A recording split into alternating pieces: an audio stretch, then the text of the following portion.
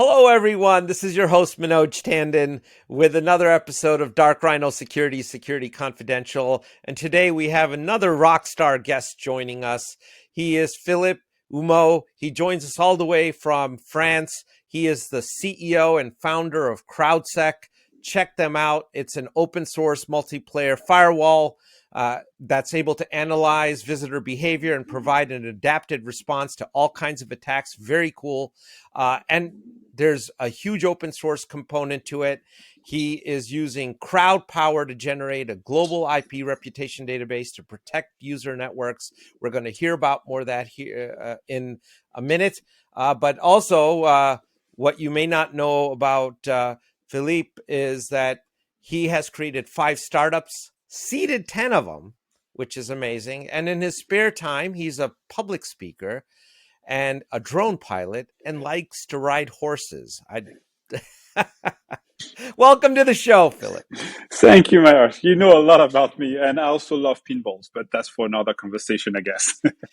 I do too. I've wanted to get a real pinball machine, and a real one, not a digital one, an old one, the analog kind with a steel ball. Well, you got 4 of them. I got 4 of them. I do. Those are so much fun. Yes, they are. And now, timeless and for all generation, I see my kid or these friends playing on them. And, it's not digital yet. They are totally fascinated. So, our world still has good stuff. Oh, it is. I mean, the mechanical clanging, bouncing around, and all the lights and alarms going off. That was my generation growing up. So I guess I dated myself. There we go. So, Philip, one place we want to start, given all the tremendous work you've done, we want to know your origin story, because we think you were a network engineer at one time, and then you left a job to become an entrepreneur and become self-employed. How did that happen? Give us a little backstory here of sure. How I think that transition. The transition is natural somehow, because there is 5% of the population that is actually made not to work for others, but try to get the group to work with them. This is the natural leadership or something like this. And it dates back from the ancient time, Cro-Magnon and things like this. If everybody would be leading, then the group would die. If nobody would be leading, then the group would die. And there are so many cases where the group would die that nature decided that 5% would lead and the other would help, build, organize, discuss, exchange, sometimes have headache because they were precursors of potential problems and hazards in the environment. So people that nowadays have headaches are the one that were the sensitive person in the groups that would detect the weather changes. Did you know about that? So I did not know. This is fantastic. Keep going, please.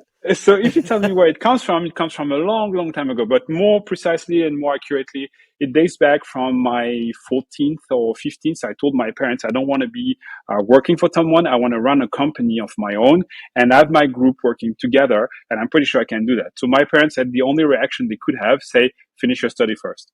And they were right. So I made my engineering, right? And during this time, I met with an incredible person. And this one guy was the one cracking games on Atari ST computer. So we had those games, and being kids, 10-year-old or 12-year-old, we had no budget to buy games, actually. So we are having those cracked games that we would exchange through the post office, right? And every time I would load a game, I would see this logo of this guy, it was running around in circles. Yeah. I was like, I cracked it. And I was like, wow, those guys, this group is so impressive. Fast forward in time, I'm during my engineering studies with this guy. I meet him physically, and he's a student too in the same school as I. And wow, it's you. Yeah, it's me. So you were the one cracking the games I was playing when I was a kid, being 10. Yes, but how old were you? Well, 10. Sorry, you were cracking game in assembler. You were 10. Yes. What are you doing today? I'm doing cybersecurity. Show me the fucking rabbit hole. Show me the rabbit hole. Show me how deep this thing goes, right? So this is how I came to like security. So I was working for a bank during my student time. I didn't like it so much. And I decided to create my company right after school. It was 2000. People were paid a hefty amount of gold to just join the company as engineers. I was like, no, I'm going to do it my way. So ate pasta, drink beers, but not much money in the pocket. And then, this company took off slowly but surely. And after 17 years, I sold it and created a new venture. Congratulations. Yeah, and during this time, I was pretty much endorsing all the roles, but the one I liked the most was pen tester. I did a lot of red team pen tests. So by then it was like, do whatever you want as long as you get in and you tell us how. It was basically the contract. So it was a lot of fun, a lot of learning curve. I loved it. And then I switched to the business side like 10 years ago, doing business development, being CSO, being CMO and stuff like that. Love it too. So I'm kind of a hybrid profile that betrayed the technical front to become the the dark side guy that does business.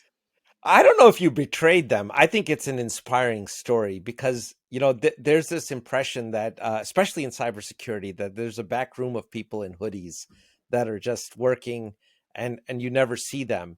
And it shows that if you want to be daylighted, you can be daylighted and you can be what you want to be if you have the perseverance and the intention of doing it.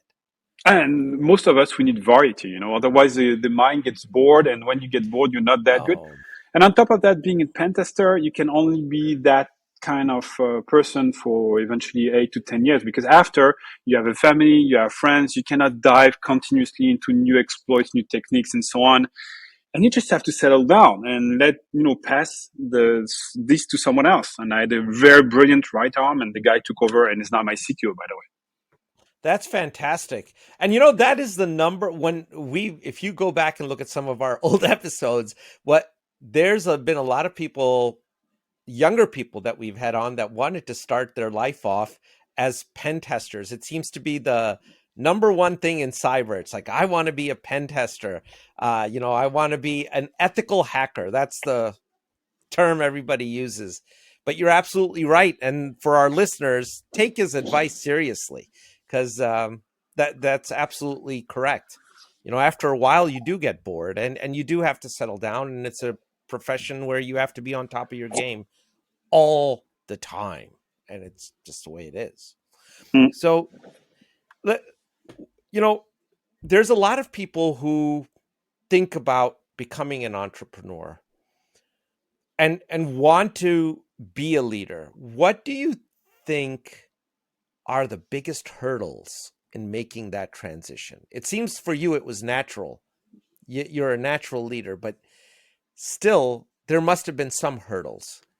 Yeah, I like history in this, and I had the chance to be able to connect when I decided I would take these things in hands. And I was 6, so I was actually the age of my kid currently. And what happened is, the school is we were bullied by taller, stronger kids that was doubling their years and tripling their years, and they were just taller and wider. So we couldn't do much, and I was tired about that. And at some point in the schoolyard, I decided I would federate everyone and put them, in front of their reality. We were 50, they were 3. So they would lose the game. So at some point, we were only stopped from hanging them because the teacher were like, what the heck is happening here? And they saw the 50 of us circling the 3 guys. And that day, it changed my personality deeply and forever. I understood 2 things. One, if you want to win over these kind of problems, you have to team together. And 2, if you can be the leader of it, it's even better. So this was a life-changing experience. And I just, Wow. Years after, a shrink found it in my personality. So that was very interesting. And then, what it Wow. takes is, and the weird thing is, people think you're not adapting because you're CEO, you're the one selling the story, you're the one, on the TV, sets and stuff. But the reality is you adopt. You're adopting constantly. It's your role to not be sure about something, being disbalanced about something, and find solution against that disbalance. And where people expect you to be comfortable and confident on everything, internally, at least for myself, I'm adopting. And I cannot show I'm adopting, whereas I should adopt constantly. And this is a very tricky situation where you shouldn't get too confident with yourself. You should always take in consideration whatever is happening around you, in your surrounding, what's going well or wrong, what could go wrong also in the future. Anticipate those and lead the team without doubting or without showing any doubt. Show that you know the past, you know where you're heading, and so on. So it's an interesting mix of schizophrenia somewhere. What you're describing is you have to be very comfortable with being uncomfortable Exactly. and making sure on the outside you are very directing that it doesn't show through. And I think that is the part that many people psychologically struggle with, that we've seen. When you're thinking about leaving a comfortable job that gives you a salary every 2 weeks and you're going to give that up for an unknown, that's not an easy decision to make. And if you make it, a lot of times people find they weren't cut out to do it. Yeah, and reciprocally, if you live in a job that is paying every 2 weeks, but you're not, you feel uncomfortable, you feel you don't belong here, like in the Matrix, there's a bug, something you're like, you don't feel right. It just doesn't feel right. It means you were not meant for that. And I tried to be an employee. I really honestly tried and always failed. Honestly, it's not made for me. I cannot be an employee, and that doesn't work. And nowadays, I think the entrepreneurship evolved a lot. Startups evolved a lot. So if you are a professional and have skin in the game or tech skills that are unique or whatever, you should ask to have shares. Meaning, this company is as much my company that it is my coworker company. They all have shares in the game. Meaning, it's a totally different thing of being a leader of someone that is partaking into an adventure and will get fruits out of it, and not just you, but you're leading them because they accept your leadership because they think you're the Yep. person proper and fit for that job. But on the other end, they are also enriching themselves and not just you, which is super important now that the workforce is shifting toward retirement. So on average, there will be one person retired for one active person in 20 years from now in most countries, in most modern countries. So meaning the people that are now coming in the market are gold, pure gold. So you cannot hire them on the cheap, and you cannot not associate them if they have the skills and the competencies. So obviously, it changed totally the way you perceive entrepreneurship and the way you should react and interact with people. The model you're describing, there was another gentleman way back when that people may be familiar with, and you might be familiar with, Tom Siebel, who started Siebel Systems. No, I don't know him directly, not personally. No, he became, he eventually sold his company to Oracle, and Mm-hmm. there were a lot of millionaires created in his organization, and he gave the option to his employees of taking whatever percentage of their salary they wanted as shares in the company. Mm. So there were some people who took their entire income as shares in the company, and when the company went public, it Created millionaires. yeah, it created, I remember his admin, it was millions and millions and millions of dollars, and I don't think she's an admin anymore. But that's but it's a story that dates back about 2 decades, and that was the first that I had ever heard of that model that you're describing now. And I think you're absolutely right. We see a vacuum in the market space. Cybersecurity is an area where the demand for people is far outstrips the supply of available good talent. So people need to be creative, and you want people to be a part of your organization, right? You don't want them to just be employees. You want them to feel like they're a part of something. Yeah, absolutely. Specifically when you run a company that is based on a crowd and on a community. I mean, if you don't act like this internally, you don't drink your own potion. And besides, we are selling, knowledge. And there is one thing that is absolutely fantastic with knowledge. The more you share it, the more you enrich yourself. It's not like, a physical good. If you split it, you have just half of it, right? But knowledge, the more you share it, exactly what you're doing with this podcast, actually, man. The more you share it, the more you enrich yourself. And that's why dealing with virtual goods like this, with data or with knowledge, is so enriching. Very well said. So let's talk about cybersecurity. I believe I read somewhere while we were researching your background that you use the term quote that a lot of people take the Captain America approach to cybersecurity. Can you describe what that is? Yeah, so for the last 40 to 50 years, what we see is all type of organization, big and small, no matter the budget, being breached. And the way I interpret it is the following. They defend on a stance that is something like along those lines.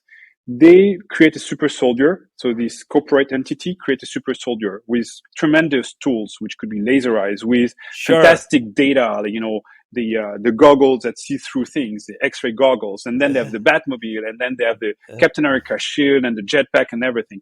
But there are still one soldier, super equipped soldier, okay, but one soldier against an army.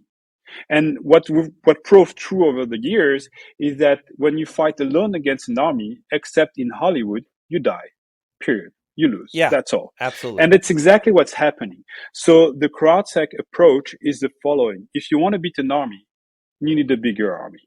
And since we are numbering the guys 10,000 to 1, I mean the bad guys 10,000 to 1, we have an edge here that we need to leverage to beat them at their own game because we are just more numerous. And it narrows down to another problem. It's about complex and complicated. There is a misunderstanding about the cybersecurity problem. People think it's a complicated problem. A complicated problem is like Einstein solving gravity with relativity, special relativity, right? So this was a Yeah. complicated problem for sure. But a complicated problem can be solved by one person, extremely smart, okay, but one person, one genius. A complex problem is sending people to the moon. Even though you're Einstein and super smart, there's no chance you send anybody to the moon, even though you know about gravity, because you need a lot of different skill set to be able Right. to put together, assemble a rocket, put people inside and send it to the moon. And for the last 40 years, we treated the cybersecurity problem as a complicated one, whereas it's a complex one. That's why here again, we need collaboration. That's a very interesting way to look at it. So more of a beehive approach, Absolutely. right? If we were going to be analogous to something, and that and it's a complex versus complicated. Yeah, we see that a lot. I mean, you look at the biggest. You mentioned you look at all the breaches. These companies, J.P. Morgan, CNA, I think, uh, or I'm sorry, not CNA, AIG got breached. Target got breached. These organizations have immense budgets and immense departments, and they're still not able to mount a complete defense. No, And no. part and I don't think they ever will. I mean, personally, there's always going to be vulnerabilities that are unknown. That's just the way life goes. So you can't secure everything. But what does your approach to address that issue where that world of unknown unknowns, those 0 days, those things that if you are taking the approach of a beehive, um, where someone is exploiting something that you don't know about, how do you think your approach addresses that, or does it not? Well, specifically, the unknown is a complex thing because you don't know what you don't know, obviously. But what we know for sure, I'd rather go from the point where what we know. And what we know is there's an infinite number of domain names. You just have to have a number after it, and domain names are Okay. infinite. Okay, there's an Okay. infinite number of hash because if you change one byte into a malware, it's a different hash, right? So Yep. domain name hashes are an infinite number. IP addresses are infinite number. Great number, but finite, nevertheless. So Yes. this is what you could consider a resource. And this resource is precious to cyber criminals. This is point one.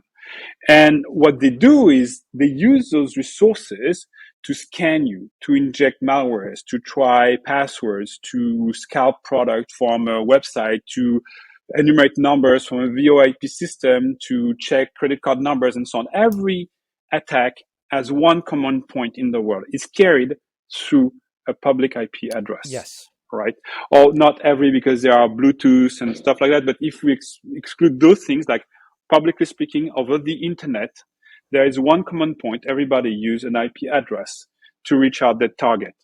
So what we are looking at is a way to shrink the number of IP addresses they can use by burning them as soon as we detect them on a large scale and releasing them as soon as we know it's clean and it's not used anymore by a cyber criminal. So meaning if the guy buys a VPN access and use it, okay, he's going to use it for, I don't know, an hour, 2 hour, 2 days, 3 months, whatever. Yeah. So we will see it on the radar because the network is so big nowadays. We have hundreds of thousands of machines running, reading their logs and checking if an IP address is commonly attacking a lot of people. And if we see this kind of address, we'll burn it. When it's burnt, most likely the cyber criminal will release it and change to a new one. But the point is, the network is so big and so, quick to react that we will burn the new one extremely quickly as well. So the goal of CrowdSec is to use the crowd to have a fully dynamic block list. Okay. And wow, and you're addressing this at the most fundamental level, which is the IP address, because everything has to originate from somewhere, and that is the origination point. Yeah, and it's a scarce resource. So this is where we strike. Makes a lot of sense. And why open source though?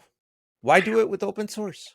Yeah, because actually money is the first friction to adoption. Whatever you're doing in life, if you have to pay, it's a friction. So if Waze would have cost back in the day just $10, it would have never become Waze in the first place.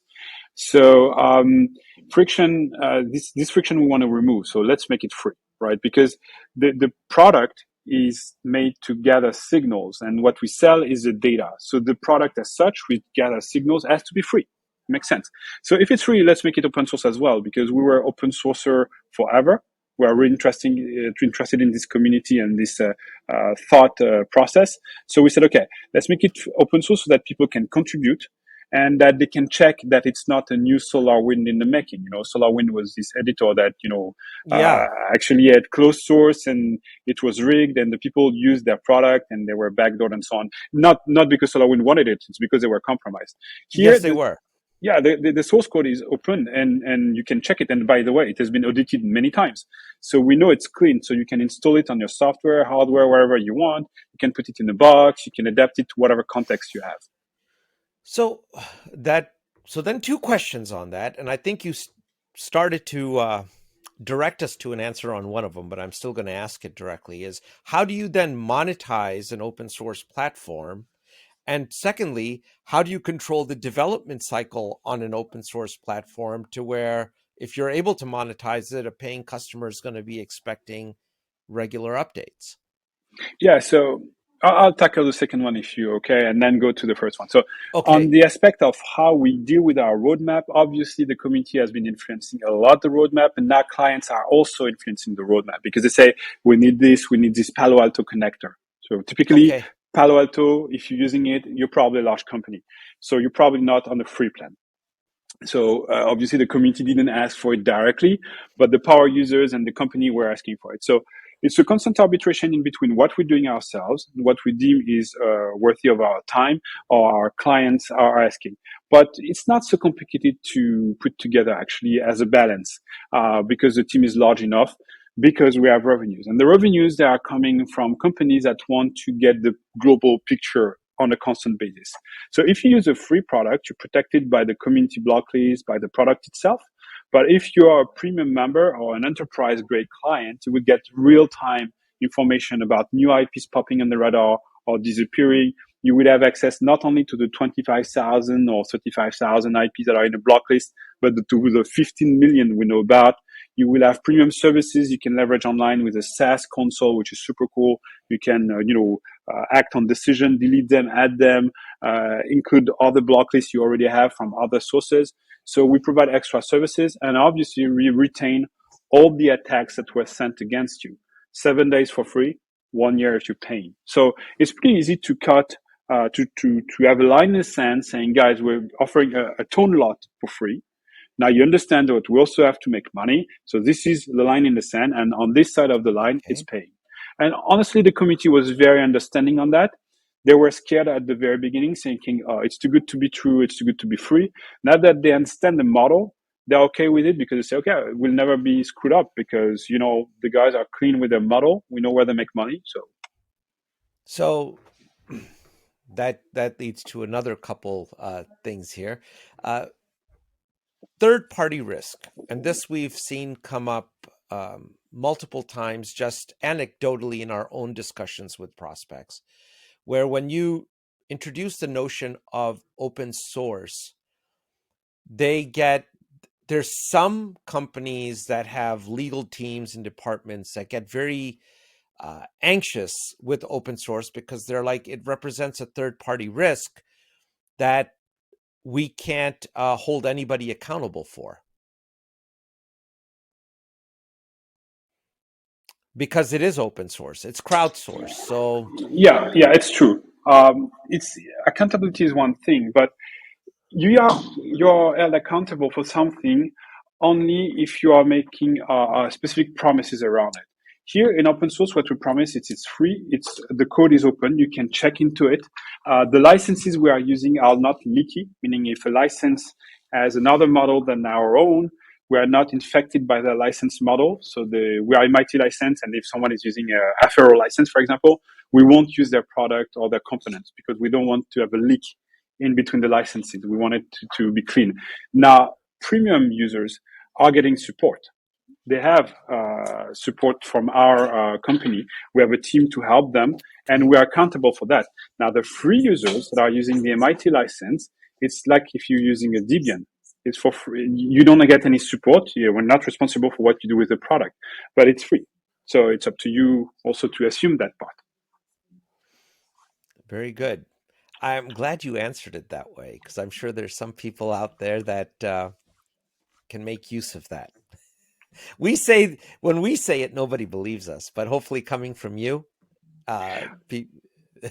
it's an extremely powerful model because even though it's free, it's we are building on the shoulder of giants. And it's exactly what Einstein said when he was creating his theory. He said, so many brilliant people have been there before me, and I'm building on the shoulder of giants. It's exactly what we're doing. I mean, this open source model was existing before us. It will exist after us, and people will stack on what we've done to create their own product, and as we did with their own product as well and tools. Now, the assembly of all of this is so freaking powerful. Come on, is the Mars rover running anything else than open source? When I am no, asked, where open source is going, it's already on Mars, for God's sake. So where do you want it to go? It's actually ubiquitous. It's everywhere. It's everywhere. People don't realize their appliances are using open source software. Yeah, most of the internet is based on open source software. There is, to my knowledge, there is no private license that is not including at some point somewhere some part of open source. It doesn't exist anymore. It doesn't exist anymore. I agree. You wouldn't build, even if it's a private license. There's so many great open source libraries available. Why would you reinvent the wheel? The wheel. Absolutely. And that's the point. I mean, if you're running a Linux system or a BSD system, you are probably using something like 60,000 different type of components that are for free, that are open source, all combined together. So your OS is a patchwork of open source. And in Windows, there are so many licenses open source that are used as well. So you just announced a big Series A round, and congratulations on that, by the way. Thank you. But when you went to the VC community, was there trepidation on their part with open source? And when oh yeah. Oh yeah. So how did you climb that mountain? With pain and sweat. But well, basically, I had to pitch for my seed round 48 different VCs, and for my A round something similar, something like 50 VCs. You can take for granted that half of them won't get the model and will chicken out, and the other one are looking at you like a UFO. So either they are willing to take the risk and thinking, okay, this. I mean, why haven't we applied the concept of network effect to cybersecurity? It's so obvious it has to exist already.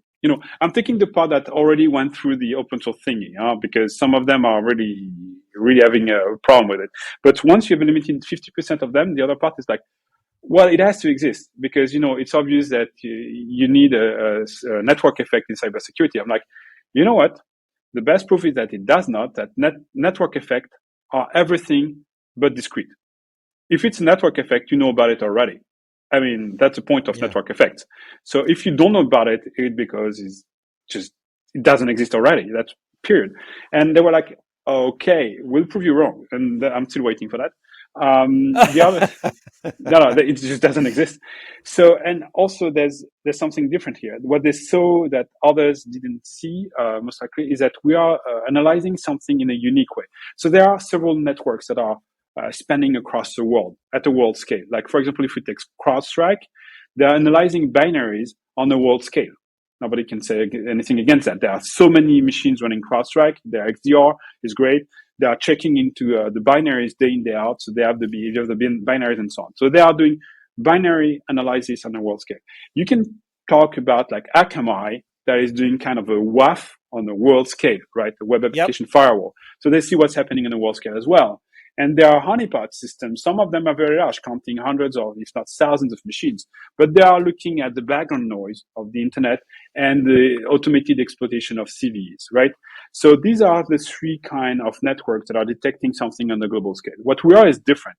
We're detecting IP behaviors on the world scale, which is very different. No network does this so far, and even less in an open source way. So what we are doing is we are not saying, I don't know, CV, XYZ. We can detect that. We can detect background noise. We don't do fingerprinting of binaries or whatever, but we can detect also logical faults. For example, if someone is scanning a website to buy product automatically and resell them on eBay, you're not likely to detect it with an XDR. And probably Akamai don't care either. It's just a behavior thing, right? There are so many things you can catch with behaviors that are not possible to catch with binary analysis Absolutely. or WAF analysis. And we are the only one running a world-scale network of detection of the behaviors associated with an IP address. And do you believe that malevolent IP address attacks are growing? So yes, yes. I mean, several figures here. It's growing, but not at a huge pace. I mean, there are a lot of malevolent IP addresses. We see on average 15 to 16 million over a 2-week rolling period. And they are changing at a rate of 12% per week, roughly. So some of them are permanent members of the show, like if you've not been visited by number 31 Jingrong Street in China, you just do not exist over the internet for the last 20 years. This thing is pinging every machine in the world for the last 20 years with pinpoint accuracy, looking for troubles.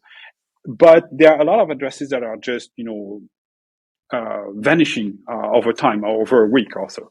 So it's changing a lot. There's only 1.8% that are IPv6 so far, because the product is compatible with IPv4, IPv6. So it's not so much IPv6 yet, but it's growing fast.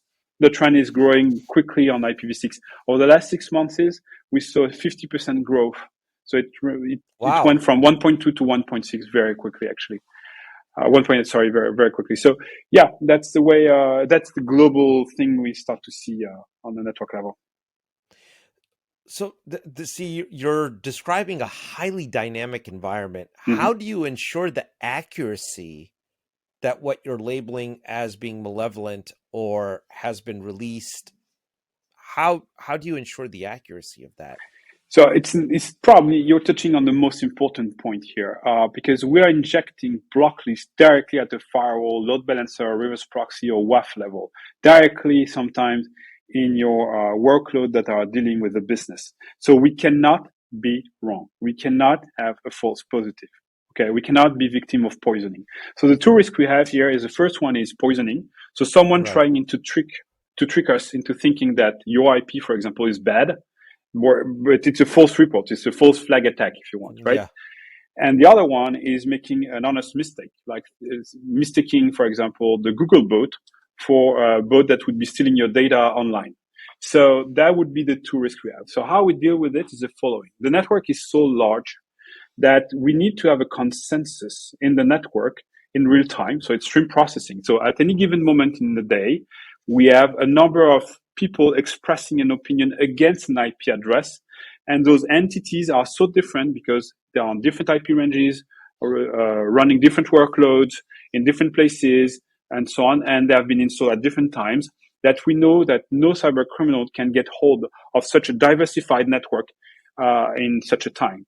And if there are enough reporting concurring on the fact that this IP ABCD is bad, then we inject it in a block list. And as long as the pressure on this IP address is above a certain threshold in the network, we'll keep it in the block list. And as soon as the pressure is going under this threshold, we release it. So it's important to know that you are not considered into this measurement when you're not 6 months into the network. So you cannot spawn like 1,000 machine and expect to be rigging the consensus. So it's an extremely important component of CrowdSec also that we don't want to be perfect. We don't intend to block 99.99999% of attack. We consider that 92, 93, 95% is good enough as long as we don't have any false positives. Because we are protecting you against 92, 3, 4, 5% of attacks directly with a reputation, and the 5% left are dealt with the behavior engine, because you have an agent running on the server that is still analyzing your logs. So if something is not coded by the reputation, it will be coded by the behavior. And if it's a binary related thing or whatever, it will be coded by CrowdStrike, for example. So that way we are not to carry over some false positive and poisoning. Wow. Thank you for clarifying that, because I'm sure a lot of people were thinking that question, and that's a very interesting way to approach the problem. Well, we leverage the crowd to the last degree, because since the network spans now 175 countries, hundreds of thousands of machines in different places, different IPs, different ranges, different clouds, different segments, vertical segments like retail, housing, whatever, banking, media, and so on. We have micro certs here. So, for example, IP addresses that are attacking banking segment are probably, some of them are just attacking banking segment and no other thing, because they have developed a specialized know-how to breach into a bank. So if they want to be efficient, they constantly are armoring banks. So if we see the same IP address in a bank vertical, but nowhere else in our users, we know that this IP address is vertically specialized into trying to screw up banks. Yeah, that's amazing. That's actually so cool. Philippe, what you're doing is wonderful. Very cool concept. I love it.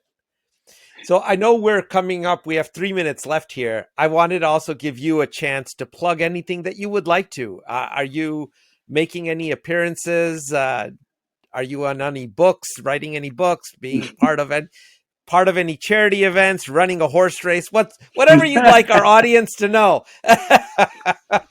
Well, guys, if you want to be entrepreneurs, it's a path you have inside yourself, right? So you just have to develop it and try to go for it as right after the school, if you have enough connections around yourself and a bit of experience still.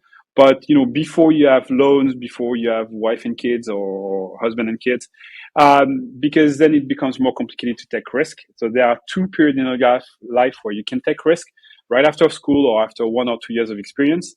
And when you're in your 40s and you already have a buffer money-wise, and you can afford to take risk, but you don't have the same stamina. So it's up to you, but I would do it like 2-3 years after school. It's the best moment in your life to take risk and be an entrepreneur. And as for all the listeners that are SecOps or TI hunters or SOC analysts, join. It's for free. It's an army. We are building a bigger army than the one attacking you guys. And it's for free. So just try it. I mean, it's done by cybersecurity professionals. We are bringing a lot of knowledge at the table. And if you like it, you can go premium. That's fine by us. If you pay us with signals, you pay us. If you pay us with money, you pay us. Anyway, we are willing to share this information with the whole world. So join the army. Fantastic. Well, Philippe, it's been a pleasure having you. Likewise. And as you get on with this adventure, would love to have you back as the story develops even further. And we wish you the greatest success. Thank you, Manoj. I'll be there anytime you want me.